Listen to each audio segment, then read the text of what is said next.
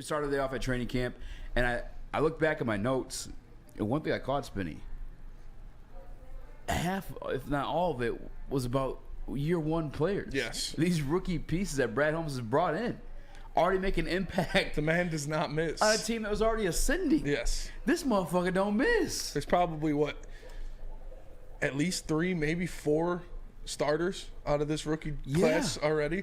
Jack Campbell's running with the ones. Sam Laporta's running with the ones. Jameer Gibbs is probably going to be starting back. running with the ones. And then you're looking at a guy in Broderick Martin who is getting some run with the ones today and yesterday. We're going to talk about him later, but we've never seen this before.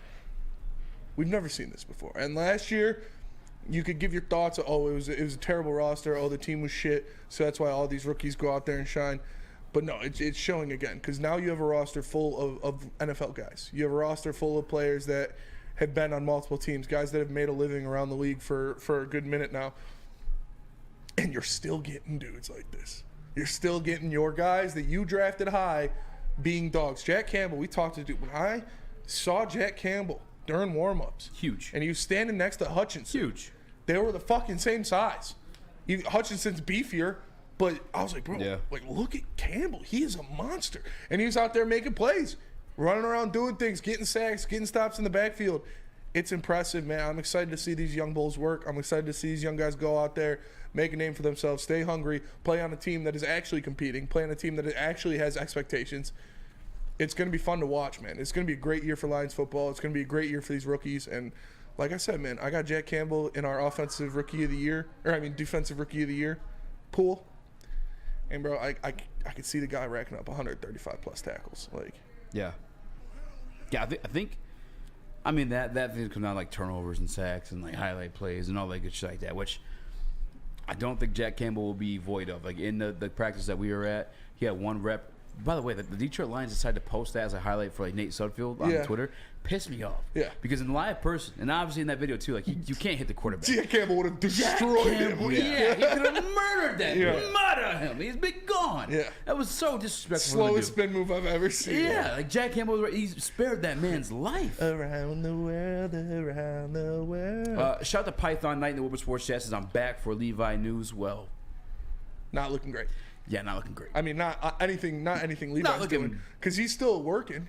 But Broderick Martin's looking pretty great.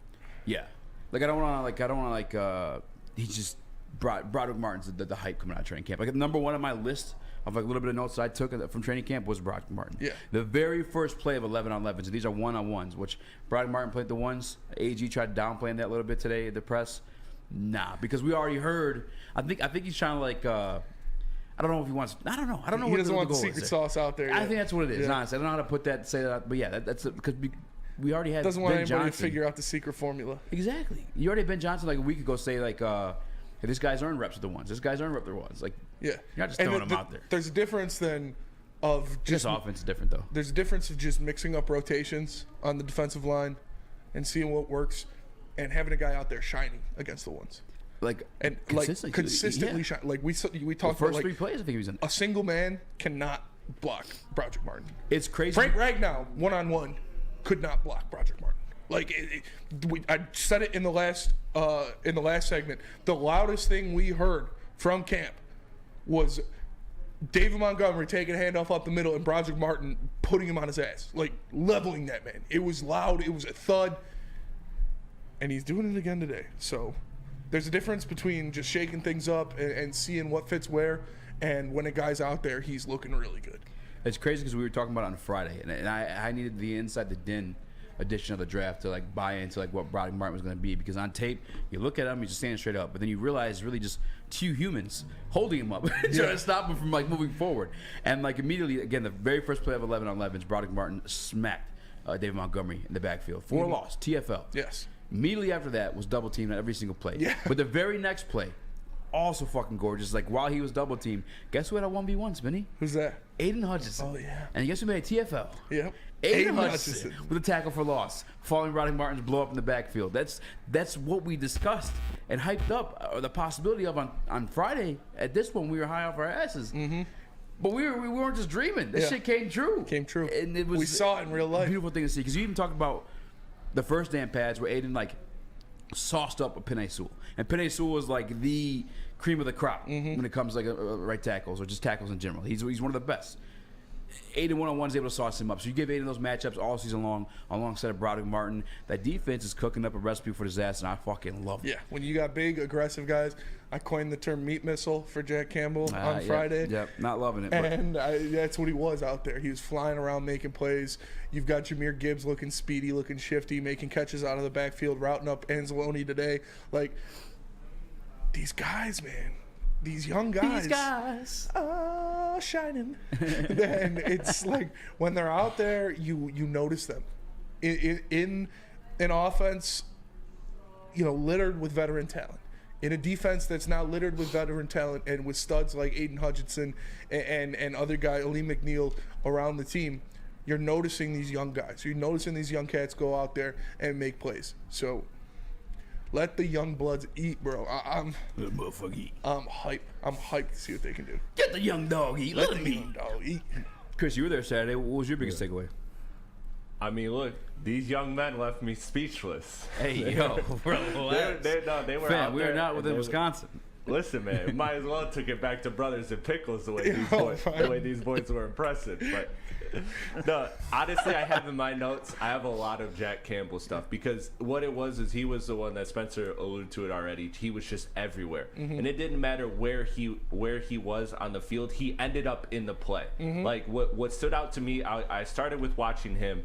And he was the guy that stood out right away. But then I started to focus, okay, let me see how he looks next to Anzalone when Anzalone's out there, how Malcolm looks when Jack was out and Malcolm was in. And that's where I noticed the fluidity of his movement, the instincts that he has, everything was great. And, well, nobody was shying away from contact. Jack Campbell looked like the one that was always seeking it. Yes. That was never afraid of the moment. So he really, really impressed me. I'm all in on what Jack Campbell can do. That's why he is the meat missile. Dude, that's such a weird name. That's why he is the meat missile. The meat missile? It's not going to go weird. I openly challenge Speedy to make a shirt. If he doesn't make a shirt of it, it's not going I'll make a shirt. We'll see. We're going to see if you make that shirt. Yeah. I don't know if you're going to make the shirt. I'll make a shirt. But no, I'm with you because that was like one of my concerns. Like, and I said this a little bit on Friday as well too. But like the fluidity of his movement was a concern of mine at 6'5" because I look across the NFL landscape, the elite linebackers, and I can't pick one that resembles Jack Campbell. But then again, Friday I admitted he may not be Luke Kuechly. Could be Jokic. He may not be freaking Thomas. He's going to be the first Jack Campbell. Yes. And he's going to be out there. He's going to be doing dirty things. I think where he's going to be most nasty is in the pass game. And that's another piece of that too. And then because we're just talking about the rookies, like that's who caught our eyes. And Camp was the rookies, and this one, Lucas, I'm kind of not so happy here, but also happy here. Brian Branch. Yeah. Dan Campbell spoke with me yesterday. I probably should have sent this to you, Chris. That's my bad. But like, he spoke about him yesterday, and somebody asked him, and he's like, "What do you think?" Because you don't have to ask that question. Yes. The kid looks great. He looks very good. He's a little bit handsy too, but nonetheless, like him being stride for stride with a Khalif Raymond on the outside is pretty impressive because the athletic score wasn't something that you were like looking for him to consistently bring you. And then he also had another turnover. Like he was just everywhere. And I can't recollect if he was playing against the ones or twos when he's making these plays. I'm pretty sure it was the twos, but it doesn't matter. Like if you're showing that against the twos, you obviously belong in another tier. Yes. And that's just something I didn't expect to see, I guess, out of him this early. I really thought the numbers, the athletic score, I read too much into that. This kid can play. Yeah, if you're running stride for stride down the sideline with Khalif Raymond, like that's a 4.3 guy. Yeah. That means you got the burst. That means you got the speed. That means you can run with people like that in the NFL. Read. There's no wasted movement. Like he's already just there because we watched it in the inside the hips and the private workouts, the Alabama ones. Nasty. If you're a DB at Alabama, especially if you're starting as a freshman, like your fundamentals it's a check. Like you don't have to worry about anything else as far as like is this guy able to do everything with his hips and turn it, but he was even going against AG spoke this morning. He's already throwing him in there against St. Brown. So he's going to get that work, and it's just one of those things where St. Brown sauced him today. But well, yeah, but it's still like the fact that he that's going to happen. I feel like any rookie DB outside of Sauce and Woolen would probably struggle with that last year. But the whole thing with like how you were saying, Easy, is like the testing score was low, but the guy has football speed. He can cover the field because he's intelligent enough. He's athletic enough. It's just he doesn't run straight line, but he can manipulate the defense and get to where he needs to go without having a 4.3 40. He has a 4.5 40, which is still fast. Like people act like 4.5s are slow nowadays. Like no, that's honestly, as a safety, you don't need to be running a 4-3, 4-4. You need to be running a 4-5 that allows you to read the defense and cover half the field. Yeah. You need good routes, you need good execution, good stride, and that's what he has. So you said the fundamentals. If you're under Saban, you're starting that long, you're going to be plus in those categories. So I'm excited to see what he can do. Obviously, I still don't know if he'll get too much playing time out there with the secondary we have with the guys out there. CJ, GJ, Tracy Walker, Kirby Joseph. And I would take. You what? And you guys might hate it, but I want to hear your opinion because me and Braylon were talking about it. I think by the end of the season, Branch starts over Tracy. By that, when week 17 comes and we get into the playoffs, I think Branch will be starting over Tracy. Both will obviously get time, but I just think Tracy, not that he's older, but it's just he doesn't have like that burst that Branch is gonna have. I don't know. Tracy was out there making plays. Yeah. I know one of them was on Coda or what the fuck his name is, but I'll say this, that Brian Branch is more of a playmaker than Walker is. Like, he's able to get his hands like on the ball and come down with it versus like Tracy swatting it away. You know? We'll see. But Tracy's no slouch, Tracy's man. I'm got not a sleeping on huge chip Tracy. on his shoulder. And he's big. Tracy's a big boy. He's a big boy. When he was out there, when he's always out there, he makes plays. He's been in the league for a while, and when he gets on the field, he is a great player. So I'm not counting Tracy out at all. I'm ready to flip the mood though. I am too. Because daily, this man's being talked about. This man, these eyes aren't crying. Cause Brian Branch is coming around. He's gonna make a lot of hits like I've never seen before. These eyes see a star. I'm just saying, Brian Branch is getting talked about left and right. Brian Branch is getting talked about by everybody and everyone at camp, everyone that heard about camp. Is this guy going to be the steal of the draft, like the entire draft? I don't. Play your flag right now, yes or no? Bust or star? Only way you can go. It's crazy, man. It's honestly surreal. I'm trying to like assess it with like the rest of everything going around the Detroit Lions, and this is hype. Detroit Lions are being hyped across national media. Yes. In town. Yes. Everywhere. Mm-hmm. On the sports books right now, they're the 10th best odds to win the Super Bowl. Like, I don't know if I want to be like I buried him. I dead and buried him. But if I want to think objectively, is this a part of it? Psych dances, no! Brian Branch is a real fucking deal. I know I was the guy that sat here and said, he ain't necessarily going to start, but he may play some ass back, get your ass back on that bench. Mm-hmm. And I was wrong. I was dead wrong. Listen, I missed on that one. Yeah. Because daily there is news coming out about Brian Branch making plays in practice. There's another one today. Today, Brian Branch tipped an interception to himself. Again. Yeah. That's after yesterday's big scrimmage. We had special guests on the Detroit Sports Podcast. John Macaroon, aka the Doc, was here talking about it. Brian Branch starts on the practice. Jeremy Risen from Pride of Detroit said this may be the best defensive player on this entire roster. Yeah. That was yesterday's news. Today's news, he's back at it. He's still going. He's still what the fuck? No, I don't know. We missed. We thought, you sign a Cam Sutton. You sign a Chauncey Gardner-Johnson. You got a Tracy Walker coming back from injury. Yeah, Brian Branch, that's a great pick. I love the pick. But, like, where's he going to fit in here? No, he's forcing it. He's forcing it to fit in. Like 50 Cent, if it do not fit, whoa, I'm going to make it. Like, this man is making it happen. He is getting that spot. He is deserving that playing time. And he's showing out, and he's going to be a week 1 starter. And he's, like you said, from all reports, from all different beat writers, beat reporters, he's looking like an absolute stud out there. It's to the point where, like, they in the same practice or same interview session, they asked him about playing against his former teammate, Bryce Young. Mm-hmm. And he's talking about he's excited for it. No. Listen, this is an instance I want you to play ass back. Yeah. Chill. Don't stay healthy. Mm-hmm. I want you thinking about Kansas City Chiefs and what he got to speak about today. Chris, can you play the clip? Yes, sir. My bad for teeing you up last minute like that, but no, you're good. I'm excited. Yeah, I've been thinking about Mahomes since last week. I think I'm gonna start really like watching film on them this week for sure. Just seeing what their tendencies are, and we got a great quarterback, but we also go against a great quarterback here, and I feel like he's prepared us, so we'll see. That last part. The last part might have been a little bit of a stretch. I don't know how much Jared Goff can prepare you to face Patrick Mahomes, but I like it. I like the energy. He said, yeah, he's a great quarterback, but I'm ready. I'm hungry. Yeah. And I'm going to start doing it. So I'm excited. I'm excited for that. And I'm excited for this ad read right here because I'm excited for my boy Booner. Boy Booner finally getting his shine. The man, the myth, the legend. The reboot. Woodward Betts is back. Check it out. Like a phoenix from the ashes, Woodward Betts has returned.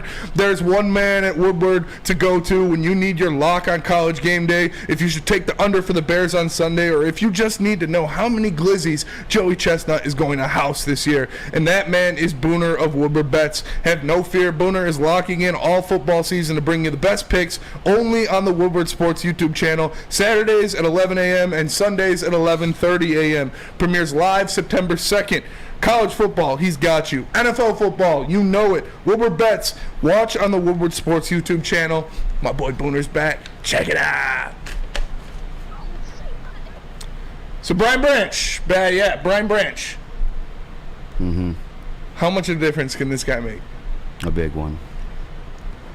I'm not a fan of those mid-segment reads. Just, I don't know. It ruins everything, the flow. But trying to jump back into it, it's unfathomable the impact it feels like that he can make. It's one of those like too good to be true type of situations. Like again, I kind of discussed this yesterday when the news was about Brian Branch making plays in practice, but I don't even know, Spinny. It doesn't feel real, to be honest with you. Yeah. Like you have a guy like Aiden Hutchinson who was, and this was tomorrow yesterday, but he was considered one of the candidates for Defensive Rookie of the Year. Mm-hmm. Made a top 100 this year amongst his peers. One of the best 100 players in all of football. Right, that's a guy who's projected a big upswing and momentum in his development. And you have this rookie, his first year, a little bambino. Not even a year. His first training camp of practice, and this is just one beat reporter. To be fair, maybe once we get Eric Woodyard on next week, we'll ask him. We'll have him power rank his defensive players or just rookies. No, defensive players, because Brian Branch is being considered better than Aiden Hutchinson. Yeah, now. It sounds crazy saying out loud, but that's what's happening. And that's Jeremy Rice, who's been the Detroit Lions beat for a long time. I think he's gonna have a big fucking impact. Think about the news that comes out when we're talking about like practice news is always him like making plays, either a big hit or an interception. Oftentimes both, which is fucking crazy to say. Both of those things, and I think he's gonna be that type of player. I mean, the way that we spoke about CJ it feels like Brian Branch can be every bit of that. And the crazy part is, CJ is still on the team. Still on the team. He's going to be patrolling center field with a guy who's kind of been forgotten now with all the hype of the secondary. Joseph. Kirby motherfucking Joseph. Like that guy who did that shit last year, who was making picks, who was making plays, who was destroying people, making people helicopter. Like he is now the third thought? Oh, and Cam Sutton too. Just no disrespect to him, but an afterthought of the secondary now. Yeah. Because you've got these safeties and this rookie nickel. This what? Tearing shit up. Nickel, like a little bit under a dime. No, keep going. I'm sorry. No, that's all I was gonna say. It's just why is he 3/5 of like a whole dollar? Why can't he be? Why is it only a nickel? Like why can't he be a whole dollar out there? Jesus Christ, man. No, the Brian Branch hype is, I'll put the official stamp on it if that means anything after I dismissed him to begin with, but he is him. Brian Branch is Timothy Turner. I can't wait to see him out there. I can't wait to see him out there regardless. And we got him from the Packers. Yeah. And we took him out from under the Packers. That part is nasty. Fuck the Packers. Like, that just makes it so much better. That part is funny as fuck. And especially if he makes a play against Jordan Love this year. Oh my God! In any situation. But what's the Thanksgiving game this year? Is it? Is it the Packers? No. Or is it? Is it the Packers? I think it's the Bears. No. Nick said it was the Packers. Shout out to Nick, season ticket holder. What? Why is Lucas laughing? Because Chris is like, I think it's the Bears. Oh. I was like, Nick said it was the Packers. Idiot! Fucking idiot! Shut your whore mouth! I had a decent shot. Had to take a percentage. Kobe. So on national television, the same way Chris Jones, your contract's gonna be brought up, so you should sit out. Yeah. So it's brought up and you're paid everything. You can settle now, concede, take less money, but if you let it, project yourself on national television, you probably get that money. The owners feel embarrassed. Yeah, that Joe Buck was right. We did win a Super Bowl with that guy. But Brian Branch, that's going to be talked about too. That's going to be another fuck you to the Packers fans. Yes. Now, mind you, I don't hate Packers as much as Bears, but like it is going to be awesome on TV. Like after he picks off Jordan Love immediately after, the Packers gave them to the Lions. I hope he's like Sauce wearing the cheese head at the end. What if it's Brian Branch eating a turkey leg after a dub against the Packers? That's just like with the cheese head on. Oh my God, that gets me juiced up thinking about it. Yeah, you know how I picture it? The same way Sauce Gardner went out of with the cheese head on, turkey leg in hand, just getting grimy on TV. Oh my God, that would be so legendary. Like, thank you for the gift. And he seems a little bit classier than that, but there'd be a great opportunity to call out the Packers for the same way I'm on St. Brown, or not just the Packers, the NFL. And can we just say thank you to Brad Holmes? Yeah, I was gonna mention that. He does not miss. This is another one that obviously we got to see him happen. But it looks like he got another fucking steal in the second round, and it looks like Laporta's going to be that guy too. Yeah, so it's two more second round picks. You're off the Laporta hype train now? It's not the same as Brian Branch, bro. Don't equate those two. Come on. What if they both make all rookie team? Oh, that's very plausible. Yeah. I mean, don't forget there's Kincaid. Who's the guy that not Brock Bowers. Yeah. Brock Bowers is in Georgia. Michael Mayer, but I'm thinking about the guy that the Packers took too, Musgrave. Yeah. So I mean, there's some tight ends. I mean, I hate first round tight end hype. He's a second rounder. I know, but just tight end hype, rookie tight end hype, because it just never really. Speaking of tight end hype, did you see that T.J. Hawkinson? Did you see that T.J. Hawkinson? That's going to be the highest paid tight end ever, trying to reset the market. He said that? Yes, he did. He said it. He said that. His agent said it. Rumors said it. He said that. TJ said that? TJ said that. Wow. And they are far apart from reaching. If you want to be the highest paid ever, brother. Ever. Listen, I was a defender of TJ Hawkinson. Mm-hmm. So against people here at my home fucking plate, home court. He's not. He shouldn't. No. Be the highest paid. Nah. It gets fucked up though. Is this year he's gonna put up highest paid numbers? You think so? Oh yeah, with Jordan Addison and Justin Jefferson. Yeah. Kirk Cousins. He's gonna be a security blanket. Year 2 within that system too. And not even just like TJ, but that's all those guys year 2 within that one. I kind of want to change my tone a little bit about the Vikings. Like I'm not taking them to be second division, best in division, but better than I was speaking. Yeah. You know what I'm saying? Like that offense for sure is going to be explosive. I think so too. They got a lot of weapons in that offense, and we'll see what goes on. But I'm just excited about the Lions. And TJ's not going to do anything when he's getting clamped by Brian Branch, that's for sure. Zonovan Knight released by I almost said the Jacksonville Jets. The New York Jets. Mm-hmm. Signed today by the Detroit Lions. Spinny. Let's go! Yes. Literally, when I saw him released, I was like, damn, I hope that's like an opportunity for the Detroit Lions. I fucking love this. He's a good player. He's a very good player. He's shown that in spurts last year that he can do some things. I think he had like 400 all-purpose yards and a touchdown in his time with the Jets. Which isn't crazy, but again, limited action. I think it's 7 games played. Yeah. Made it from the practice squad, but still he's explosive. He's young. I mean, to put it this way, he was featured on Good Morning Football as a guy. Obviously, that didn't come to true. Dalvin Cook changes things too. Like when you get a guy like Dalvin Cook, it's like, you ever witness like a good team, like when the Patriots got Randy Moss, or this year I'll never forget in the draft, the Steelers got Joey Porter Jr. in the second round, and then following that up, they got Darnell Washington, the giant tight end that we kind of let ourselves fall in love with in the third round. It's like, bro, how did these good teams keep getting lucky and keep getting these players?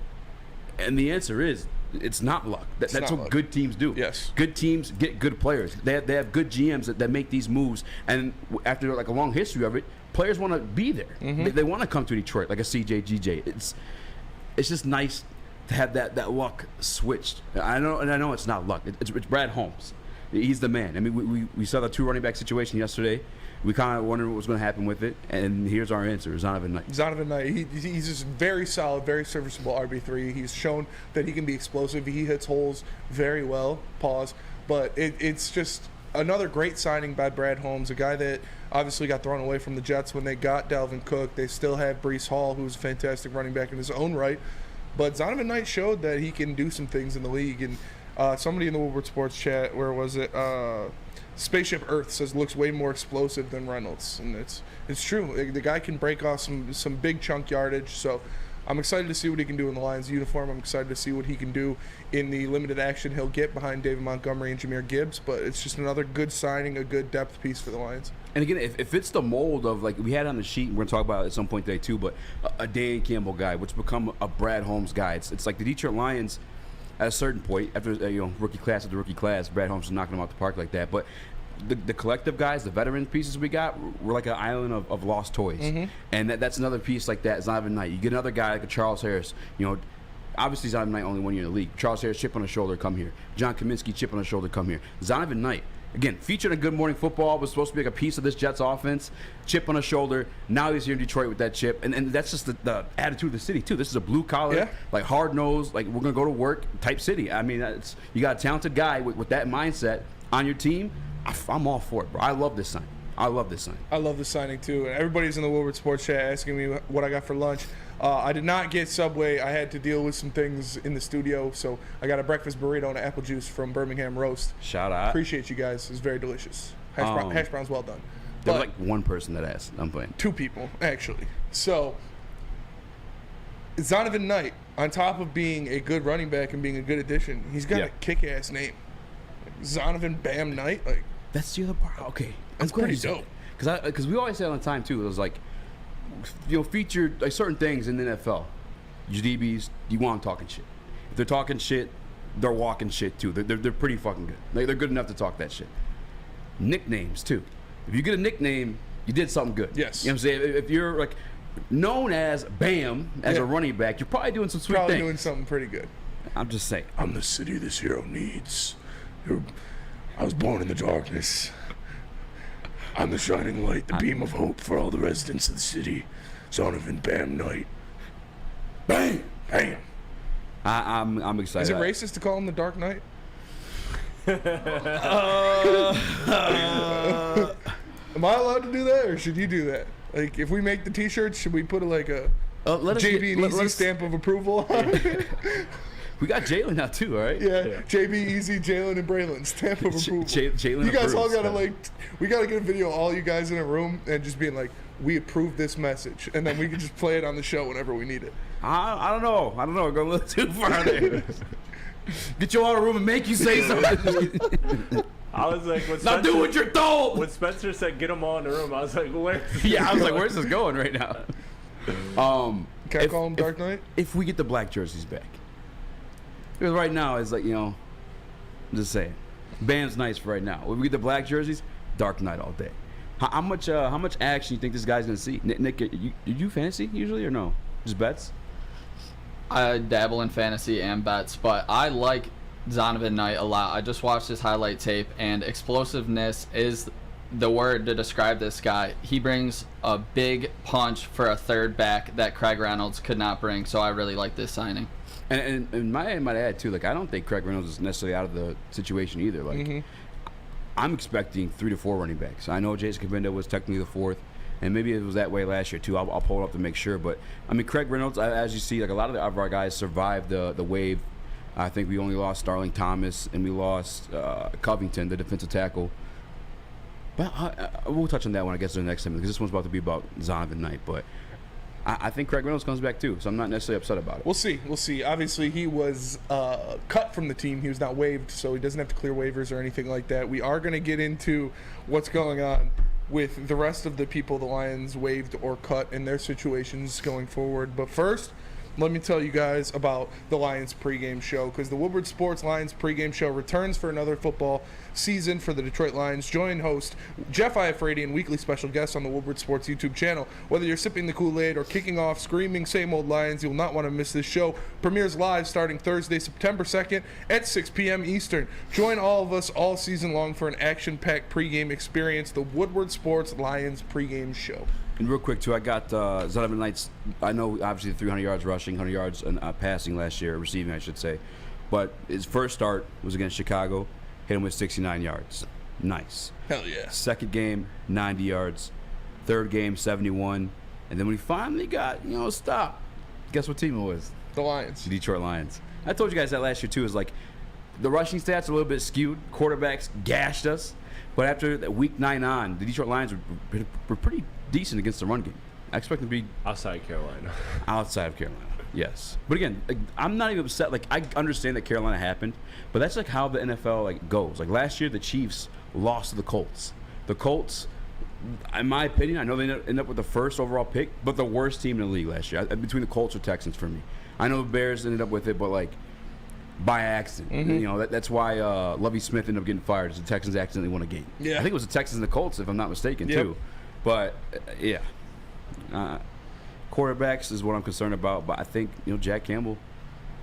I think he. You think he can go sideline to sideline? I think we have a lot of guys now, especially like Chauncey Gardner-Johnson is going to help out in the run game too.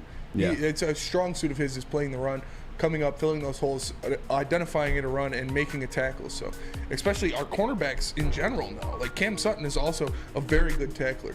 Emmanuel Mosley, a very good tackler on the outside. So these guys are not going to be able to just run all over us anymore. Sunday night. Just a nice little change of pace. Can catch the ball in the backfield too. It's all good teams around here for the Detroit Lions. I heard some crazy stuff from local Detroit content creators, and I was like, I don't necessarily believe that. And it was Mike Evans to the Detroit Lions. Not as like a signed, sealed, delivered, but conversations were being had. I think certain people had pressed the gas pedal on it and put it into like actual talks and conversations where really is kind of just a call. And that's what my source confirmed. Hey, it's just a call. The source actually said Detroit Lions fans are annoying because they take that little nugget tidbit of information. Yeah, they put them on the team already. Yeah, they get them a jersey and everything. But the Mike Evans stuff died down that week because obviously it didn't happen, and it was confirmed like it was just a conversation. However, sparking back up, we have one thing I think we have there, Chris. I don't know if I sent it or not, but we have Mike a tweet Evans and a video. Okay, let's do the tweet first.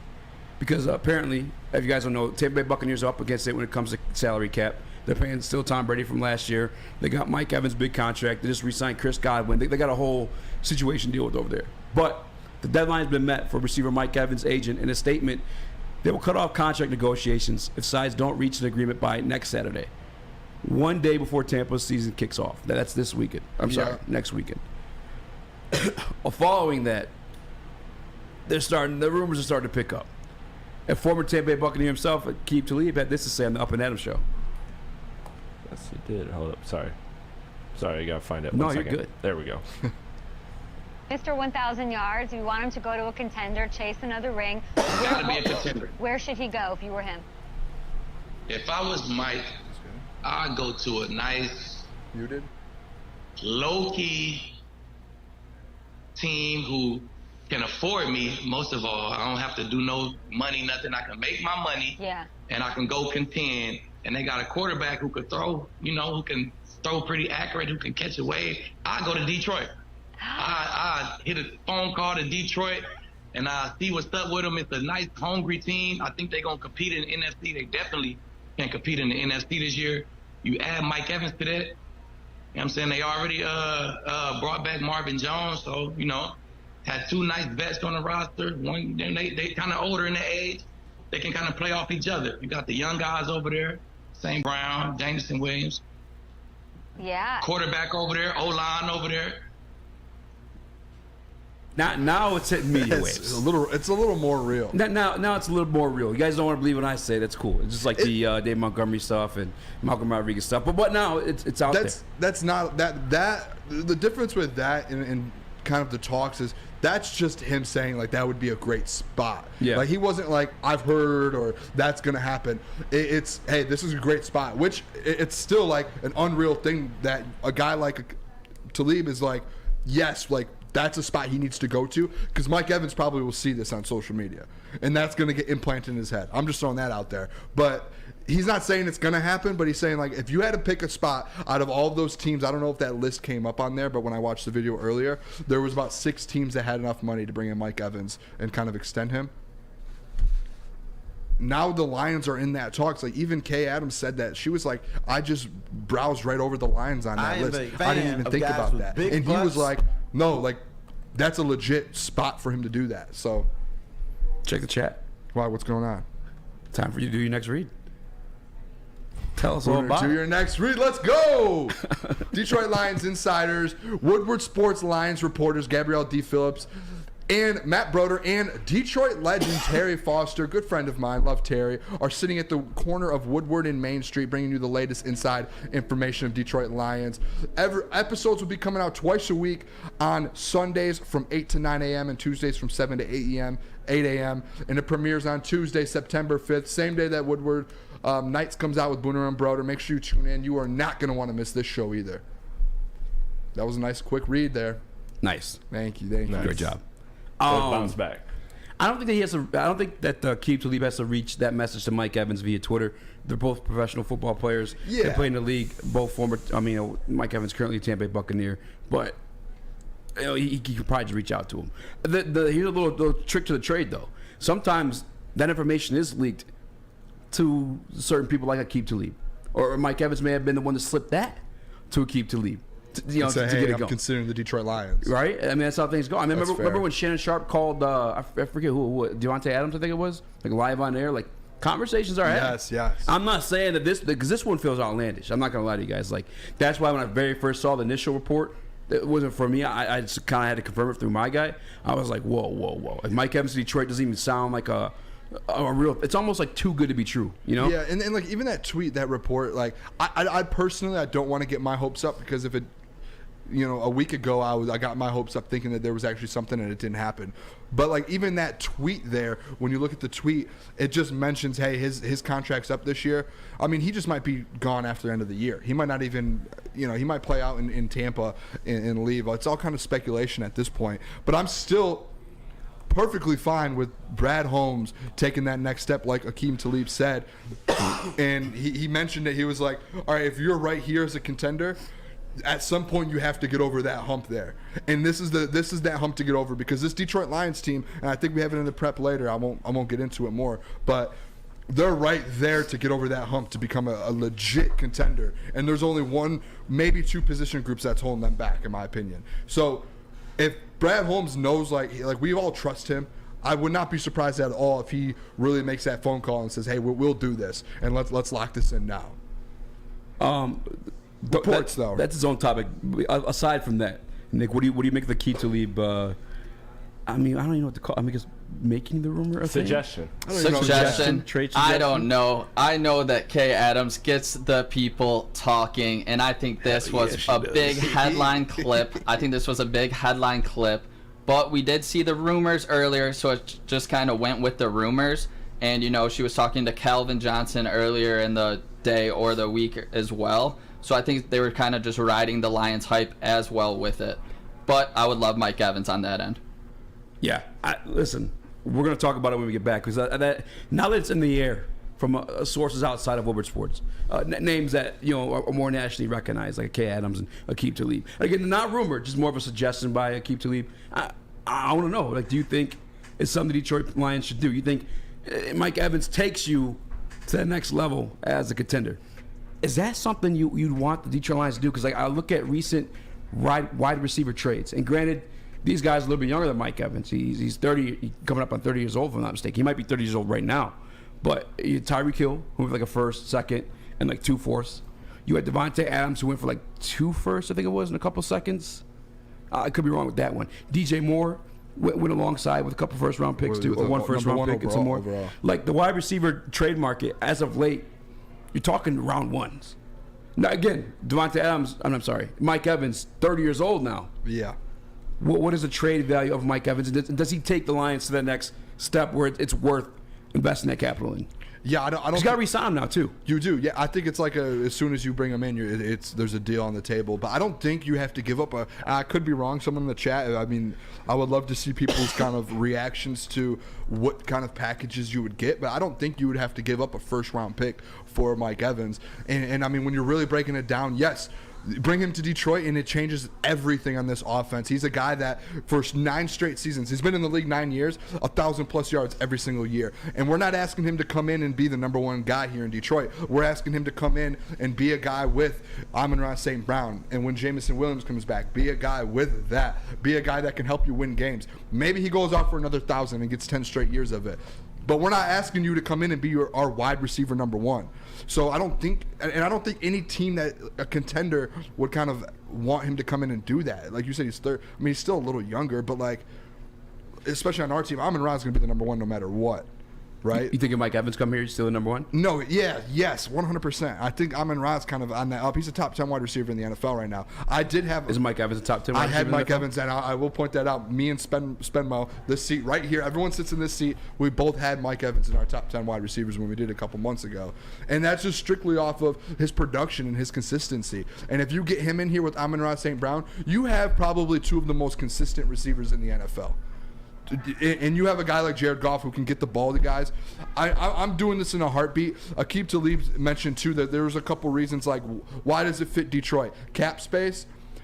We need another weapon. We need another wide receiver weapon, and he wants to go to a contender, and it's just a solid quarterback. So like there's reasons why he would come here. I think if he really sat down and can't get a deal done in Tampa, there's a legit chance you see Mike Evans in the Honolulu Blue. A very, very good chance he's in the Honolulu Blue.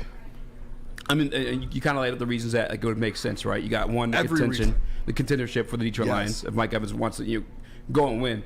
You have a respectable quarterback. Some people have him rated a little bit higher than me, but nonetheless, at the end of the day, Jared Goff is a good quarterback, and I damn sure would guarantee he's better than Baker Mayfield. And then you have the other part of it, too. The Detroit Lions do have the cap space. But the question is now, though, is like, do you want them to spend that cap space on top of like the initial investment? Can I tell you per source what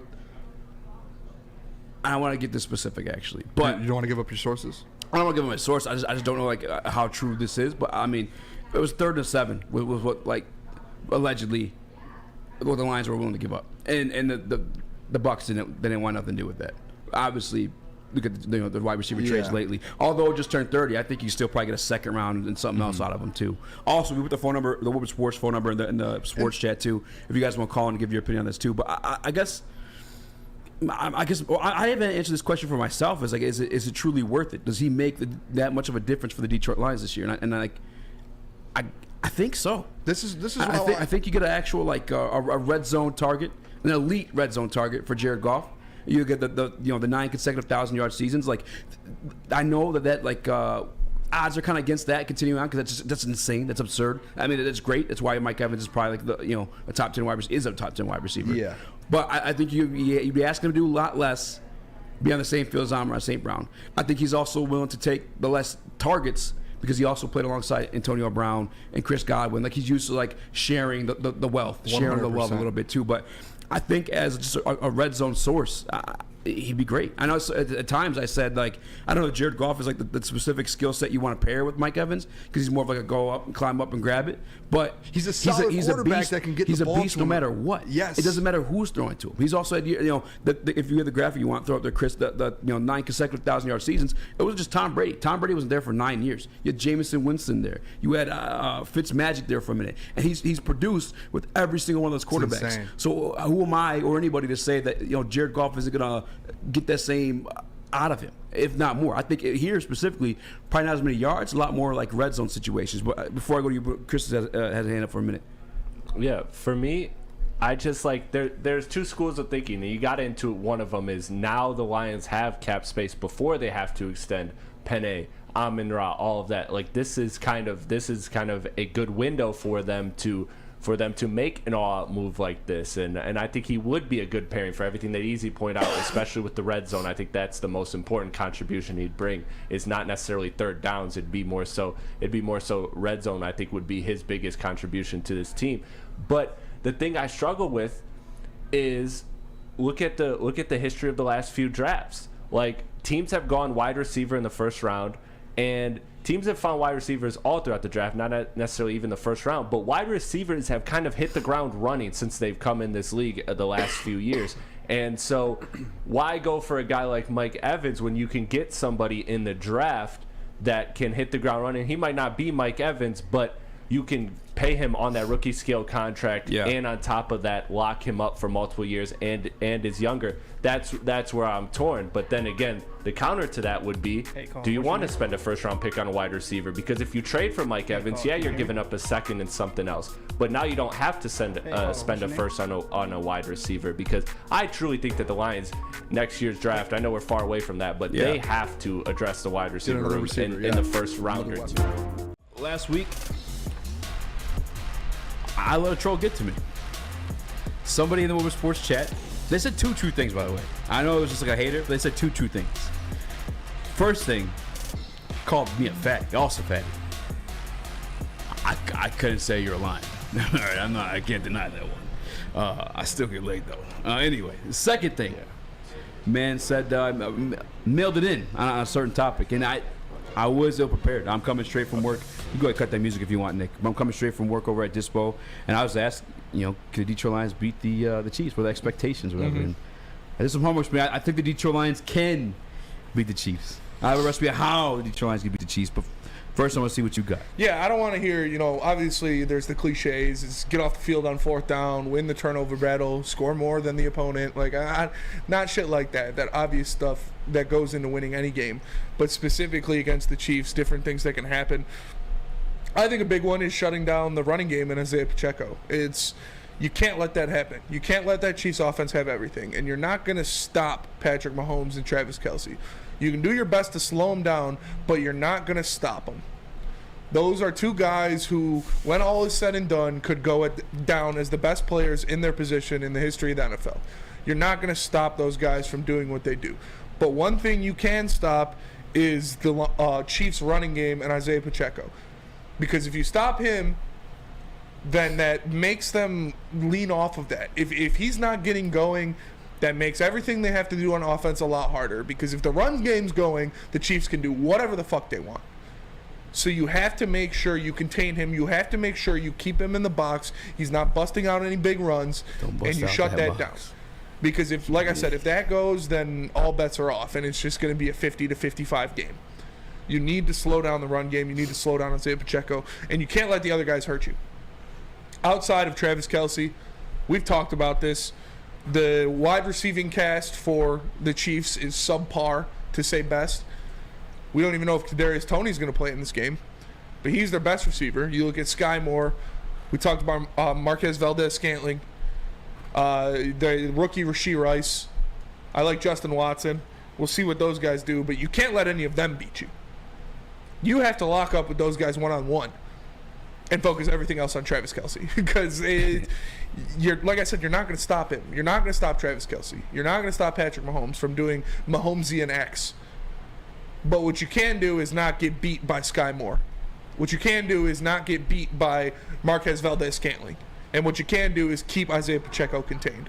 So it sounds a lot easier than it is, because so many eyes are going to be looking at other places that some of those guys might slip through the cracks. But you can't let the other guys beat you. It has to be a Mahomes and Kelce show.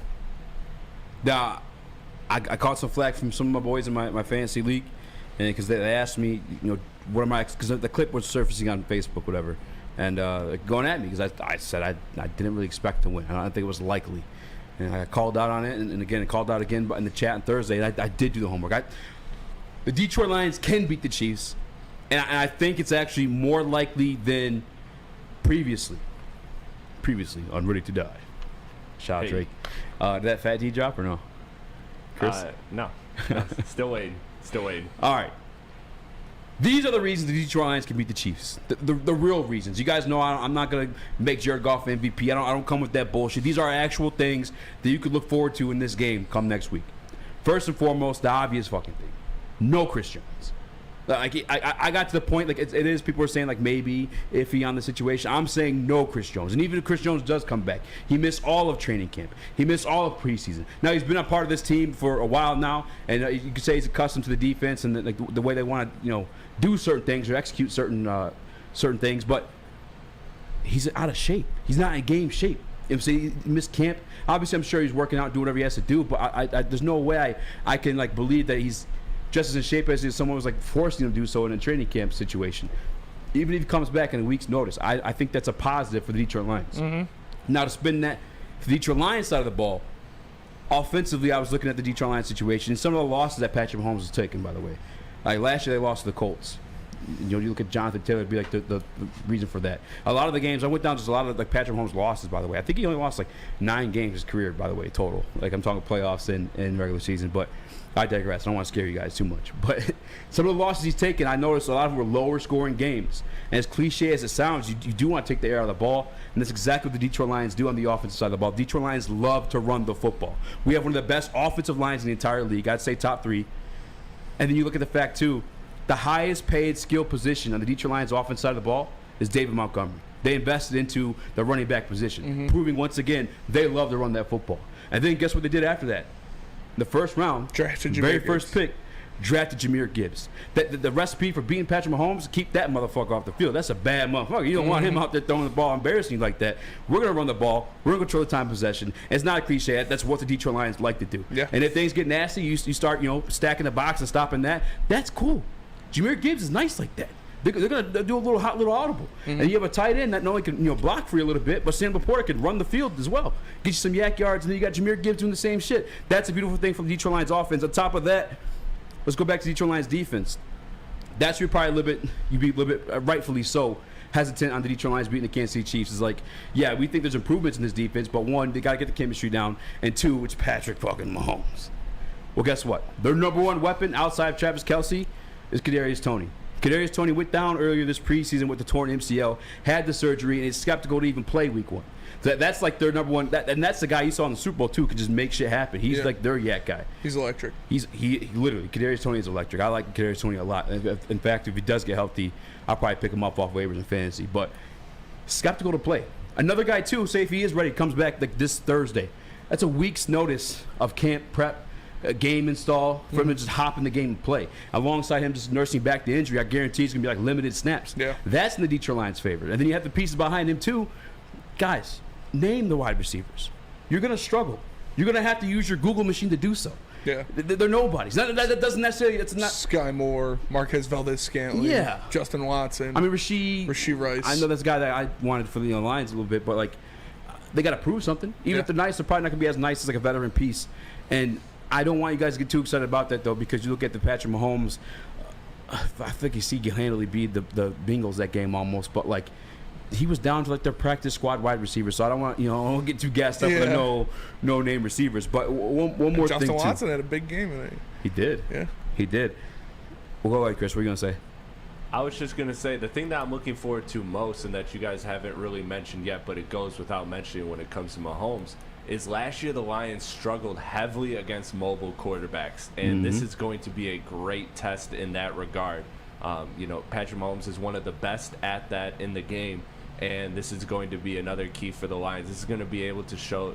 This is really where I'm going to see a lot of the defensive improvement. All of these new weapons. Okay, how do you stop the mobile quarterbacks? And again, there's no stopping Patrick Mahomes, but you can't let Patrick Mahomes do like what Justin Fields did, and he's not the level of mobile quarterback of Justin Fields, but still you can't let him do what Geno did to you last year. You can't let him just run all over you. That's another part of the game plan that the Lions struggled with last year, and this is going to be week 1 a very good test in that regard.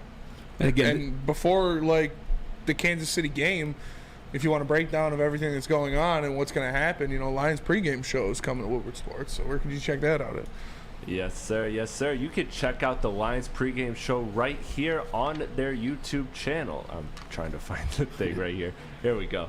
There we go. So the Lions pregame show is returning for another season of Lions football. Join Woodward host Jeff Iafredi with weekly special guests, and your boy will be in the TD booth for these games as well. Whether you're sipping the Kool-Aid or kicking off screaming same old Lions, you will not want to miss this show. Premiere starting live this Thursday, September 2nd at 6 p.m. Eastern.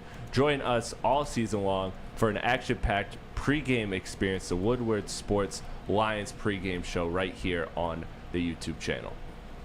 Yeah, man, I'm feeling a lot more optimistic about the Detroit Lions against the Kansas City Chiefs as I was before, man. I honestly, I might put in a little wager.